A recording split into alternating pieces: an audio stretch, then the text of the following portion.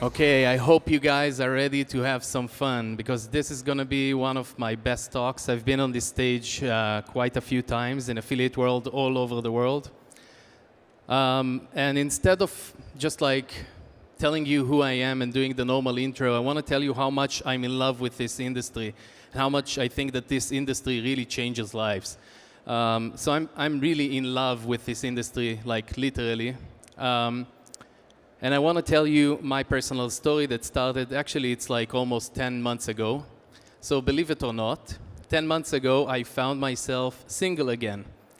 And I know some of you must be asking yourselves, how is this tall, handsome, and rich guy found himself single again?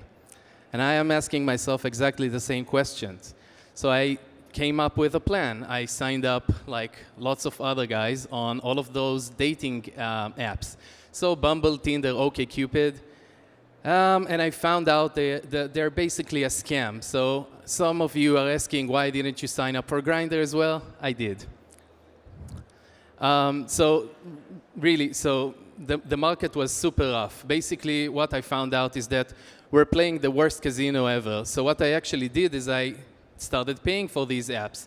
And I even signed up for the lifetime membership. So just imagine how not only desperate you need to be, but also, you know, the whole purpose of you getting into those apps is getting out of those apps. So if you buy a lifetime membership, it's kind of like you don't even believe that you're going to leave those apps, right? So I really obsessed. And then I found out that basically we're playing the worst casino game in the world, because what happens is I really dug in. I don't know if you know, but some of these apps got filed with a lawsuit a few weeks ago. And basically what I found out that if you're on the top 10% of men in terms of how you look and how attractive you are in an ocean of women. If you're like anything other than some of the people that I know that look really nice, then you're basically swimming in a vacuum of women. So if you're like in that top 10%, just know that you're extremely lucky. So basically, it's a very bad casino game. So then I came up with a plan. I told myself, okay, I'm going to use my digital marketing knowledge and skills on creating a lead gen campaign for myself. So I went and created an advertorial. This is like a translation. This is what it looks like from the left to the right. I created a very clickbaity kind of like advertorial. And I used the second largest news website in Israel, where I live. I took on the equivalent of the SNL copywriter, and I did a professional photo shoot.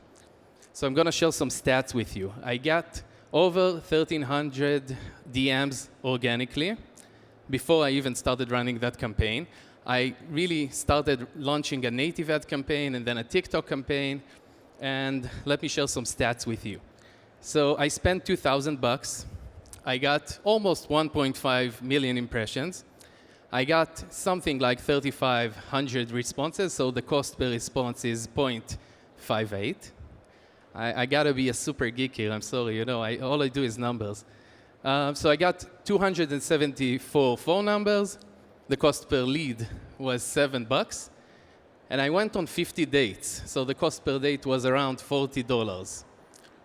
The CPML, which is something that I came up with, is something that if you want to know, you got to ask me after. So my name is Maor Benaim. I'm 35 years old.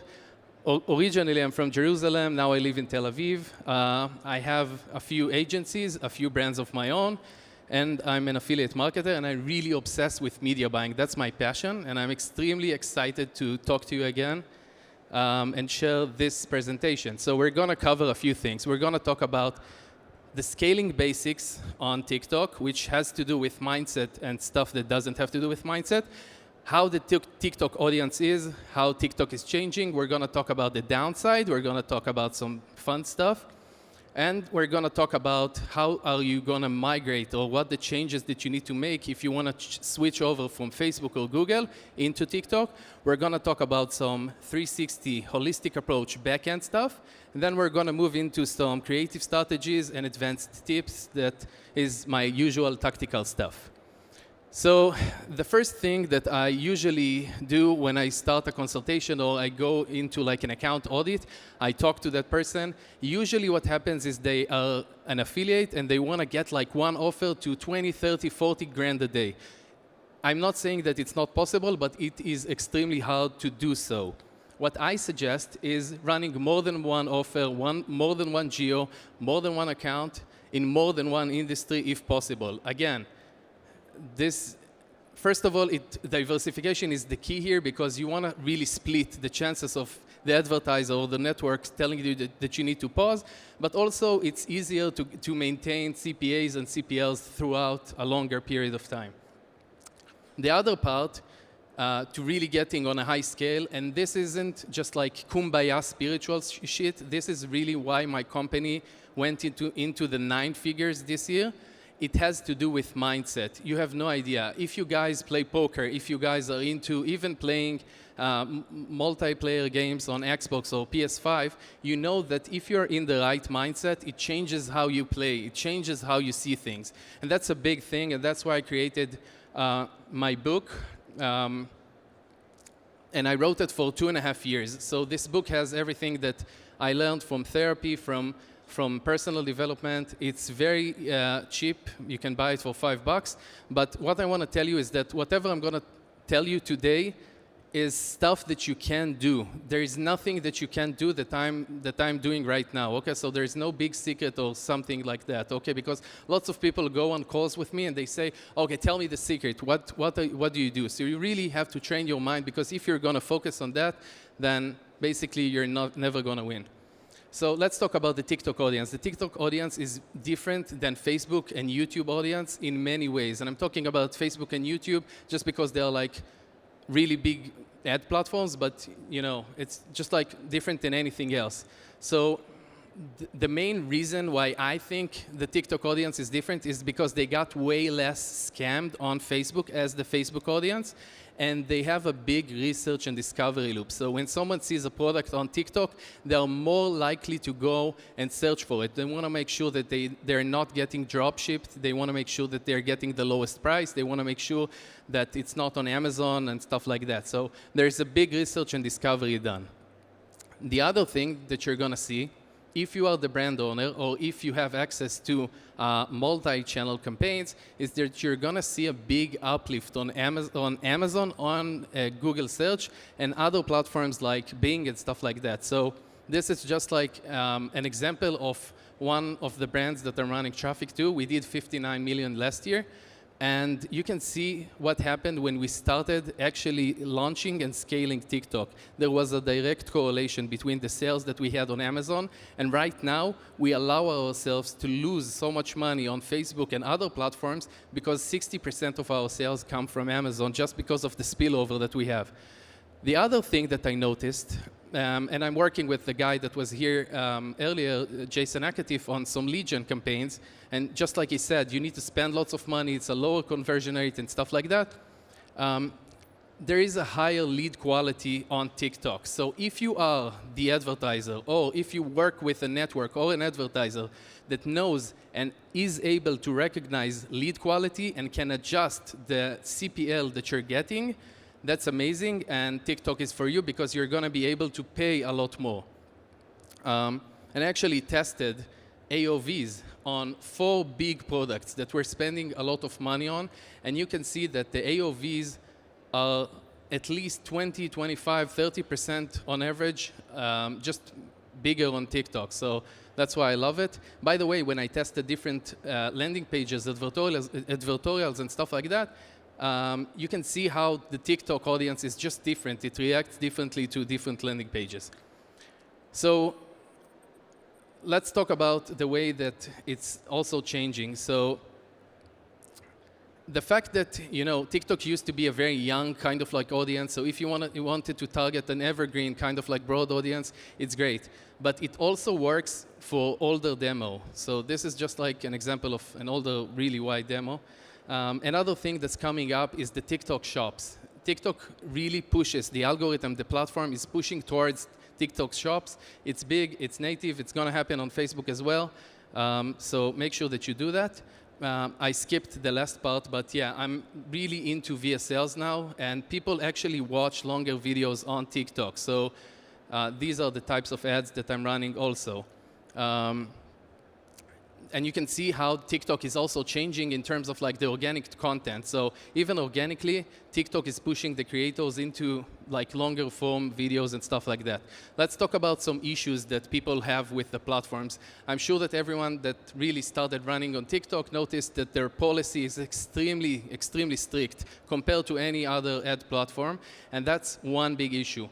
One of the biggest tips that I like giving other people is I have two tips. One, I keep an organic page. So what I do is before I launch ads, I would go and upload and publish those ads on the organic page. And you can see if it's not the same algorithm, it's not the same type of policy, but you can see if the ad gets deleted because of a community guideline thing, then it means that basically you shouldn't go and upload that ad on your business manager or ad account. The other thing that I do, because I want to stay managed on TikTok, is that I have two business managers, one for testing, one that I really don't mind the ad accounts go banned there and stuff, so I just want to make sure that ads go live, and the other is just like my green, clean business manager. So this is what happens when you basically publish one of the ads on the organic page and you get like a community guideline strike. Another thing that people that work with TikTok notice is that the platform is very premature. It has a lot of UI issues. That's another downside. And the other thing is that, the people really like talking about how TikTok likes to burn through creatives or the creative fatigue on TikTok. And it's my experience that usually what happens is that people start a campaign with a bunch of ads. They never give the platform a real big chance on exiting the learning mode.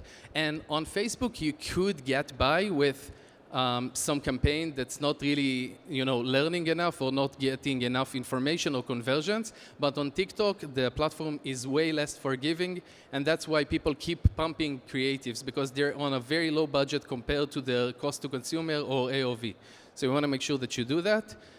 We talked about creatives. The sunny side to it, it's unsaturated. So compared to Facebook, compared to other platforms, if you get a winning offer there, you're golden.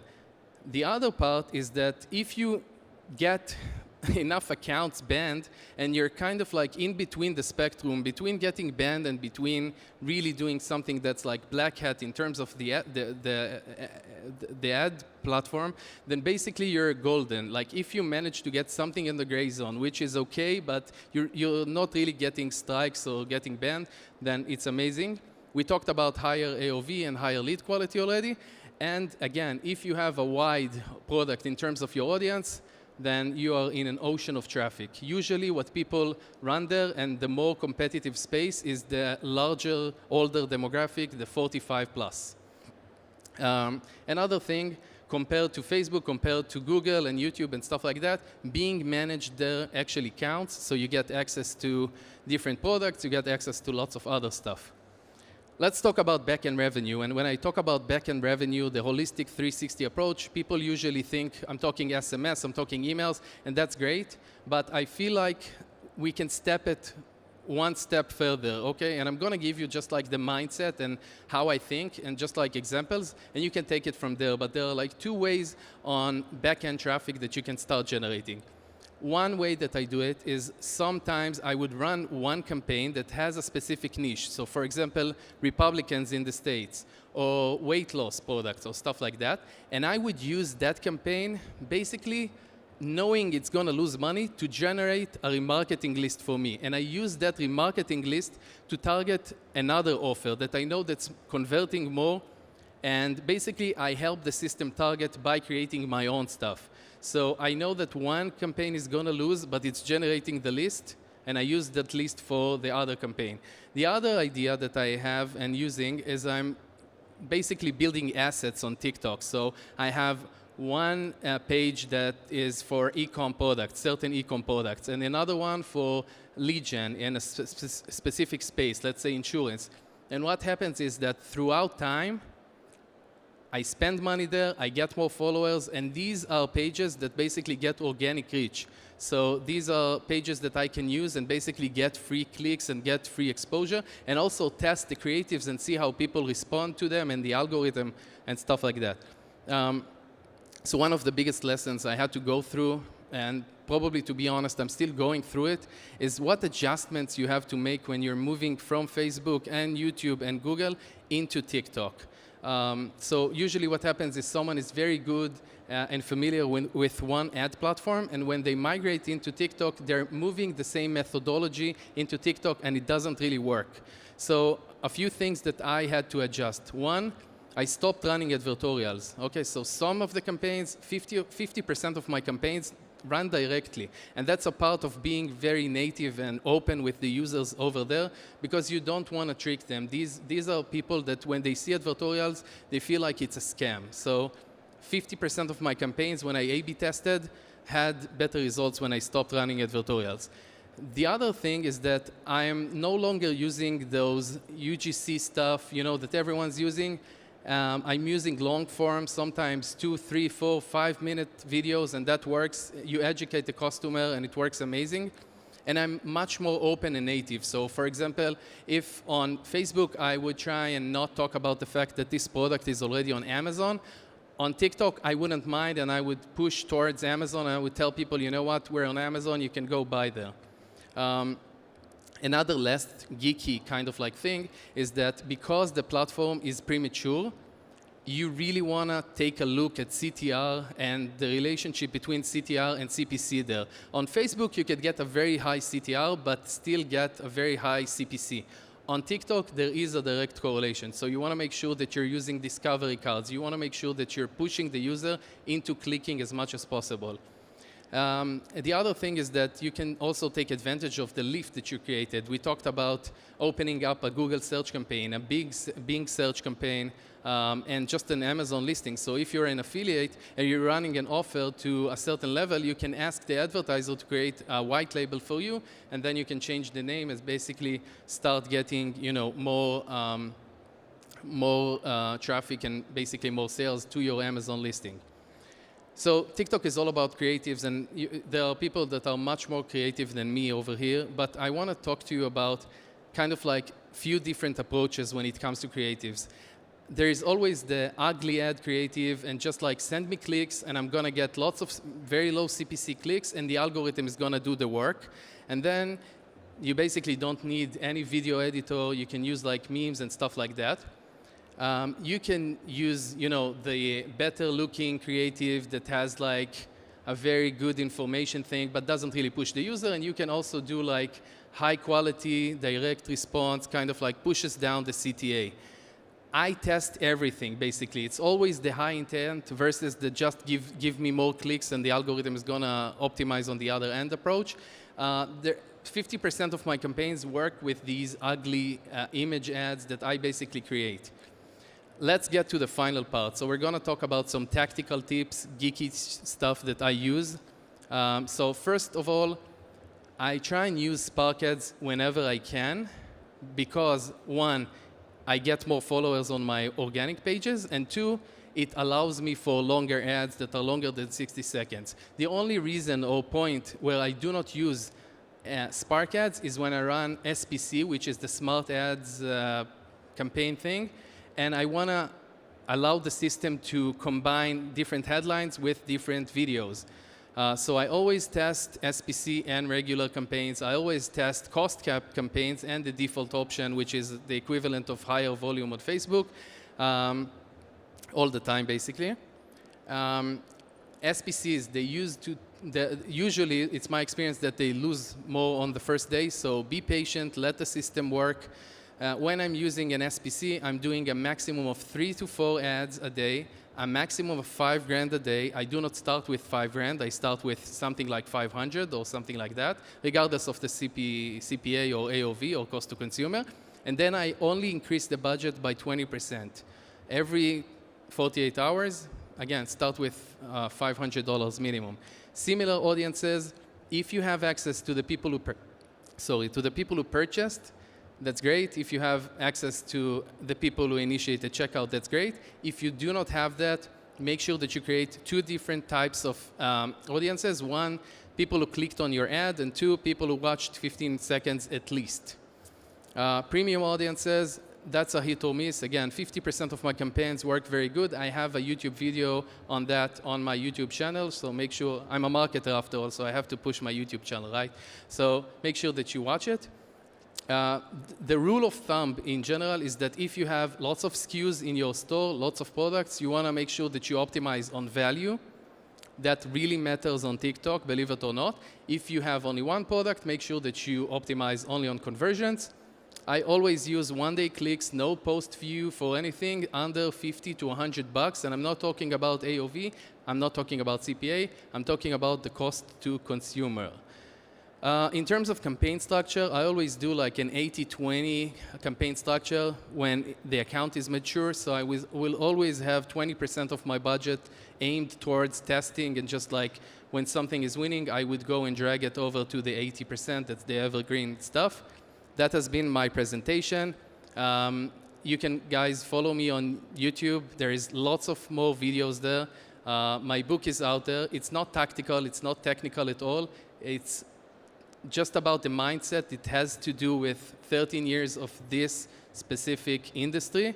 And it has lots of funny stories, and people gave me very good feedback, so make sure that you do that. And I think that we have some time for Q&A. So we're going to get Phil on stage, probably. He's going to jump from one of the sides. Hey, I woke up in the spotlight, hey, I'm feeling real good like, okay. That's how you All right. Stay with me more, because I want to ask you some questions. Sure. And Let's so do does it. the audience, I assume. Okay, Yeah. You know the drill, guys, right? Who knows Slido by now? The app that we're using? Okay, I'll introduce you to it again. Okay, so who has a phone in here? Like this here, okay? Yes or no? Yes or no? Okay, good. So you just got to scan this code. You get to a page called Slido. You enter your questions, or you upvote questions that you like Maor to answer. So should we take it off? Yeah, let's start. It All seems right, like there are let's take it lots away. of questions. First question, which product types are trending on TikTok now? Well, I feel like everything is trending, but my rule of, really, I know, not trending, but everything works. Like if you want to run a campaign, and if you want to see if it converts, my rule of thumb is I do not chase whatever other people are chasing, because it's usually, when you hear about it, it's very saturated. Usually it's the product that you don't think that's going to work. I'm telling you, after almost 14 years in this industry, the products, the affiliate offers that I made the most money from are the craziest stuff that if you hear about the funnel, if you hear about the product, you would be amazed that people actually thought about it, invented it, launched an offer, and people actually buy it. Like, you would be amazed 4 times. All right, good enough. So Facebook ads versus TikTok ads. That's another affiliate world presentation, I feel like, as a whole. In general, I feel like Facebook ads would be the easier win. TikTok would be an easier win if we're talking about a low budget. So it's easier to get conversions there if you have like up to $2,000 a day budget. But I feel like the first place I would start with is going to be Facebook, and then if something works, I would start, duplicating it to other platforms always. All right, so let's stick with TikTok. So how do you actually structure your testing on TikTok? All right, so that's a very good question. I really like to test the testing phase. So what I do basically is I would have different campaign structures. Sometimes I would have an ABO campaign with different ad sets, and I would have one ad on each one just to see the initial stats. That's not smart in terms of not letting the system really utilize everything that it knows, because the system needs multiple ads, stuff like that inside to really, especially if we're talking about SPC, the automated stuff on TikTok, the system needs multiple options, multiple creative options to really combine and see. Sometimes I would do that, and then if something really looks good in terms of CTR, then I would try and open that up inside a campaign with the other winners and stuff like that. And sometimes I just open up an SPC campaign with lots of different ads, and I see if one ad gets more, attracts more fire, then I would just kind of like segment it out and play with it. There is no specific way on doing it. It really changes. I know it's not a good answer because it's not direct, but you know. No, but it's the truth. It's the truth. Yeah. All right. We'll take 3 more questions, and then I have a question for you. Oh, yeah. All right. So how many US dollars can you spend on one winning creative? Oh, so I mean, I know people are not going to believe me, but I've had creatives on TikTok that have been running for 6 and 8 months. So if you don't touch a campaign and you don't mind not scaling it, creatives can be, you know, can run there for a very long time. But again, it changes between creatives, between campaigns and lead gen and e-com. It really changes. All right. That's something a lot of people wonder about, which is like older demographics. Do they work on TikTok? Same like it Facebook works. now? It's amazing. It's not as big as it is on Facebook, but yeah, it's definitely something that you wanna test. I think that most of my campaigns are aimed towards 55 plus. Actually, just because I know that we don't have a lot more time, I wanna do something else. So remember the start of my presentation, I talked about how I actually tried to get into a relationship. So I wanna tell you the end of that story if I can. Is it okay, guys? Okay. I'm being very exposed here, so it's nothing, I don't have anything written down. All right, guys, Maor, we got to reset the timer here. We need some more time. Maor has something here, I think. Yeah, okay. so the story that you referenced, like in the beginning, with like your dating lead gen campaign. Let's do it. By the way, that's genius. All right, yeah, All right, so, take it away. So how the story actually ended is that I met someone at a conference back home that told me that he saw the advertorial, he saw the campaign, he wants to introduce me to one of his colleagues. So we've been dating ever since, and she's the love of my life, and it's actually her birthday. Do you guys mind if I bring her on stage? We can all say happy birthday. Let's do it! Where is she? Can we get her on stage? Everyone, meet Avital. So it's Avital's birthday. We've been dating for 10 months. She didn't DM me. I gotta say that. One, because she's gonna kill me if I say anything else. No, I'm joking. Because, yeah, she never DM'd me. So we went on, like, I think the second date, and it's her birthday. So I figured I'll, first of all, give her the experience of seeing all of you guys. And the second reason is that I feel like affiliate world as a family, but also digital marketing in general has been such a big part of my life, and it is changing lives, and I feel like it changed my life for sure. And honestly, I told Avital that I want to bring you up here because it's your birthday, but there's also another reason why I want to bring you up. And listen, there is no one in the world that I would rather spend my life with.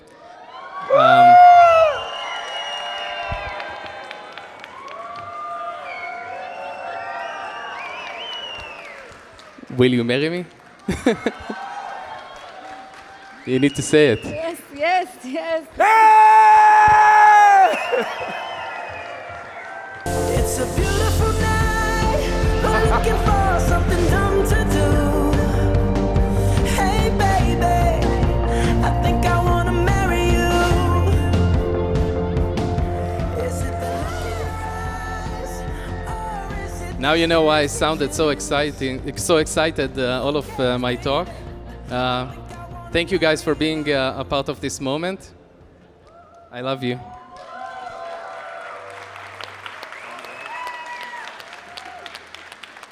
Can I be the first one to hug you guys?